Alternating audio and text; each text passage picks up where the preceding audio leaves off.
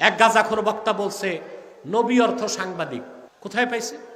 আল্লাহ তার হাবিবের সামনে কথা বলার ক্ষেত্রে কি রকম শব্দ চয়ন করতে হয় এই জ্ঞান যার নাই, ওই রকম নরধম জাহান্নামের কীট ওয়াজ করার যোগ্যতা রাখে না।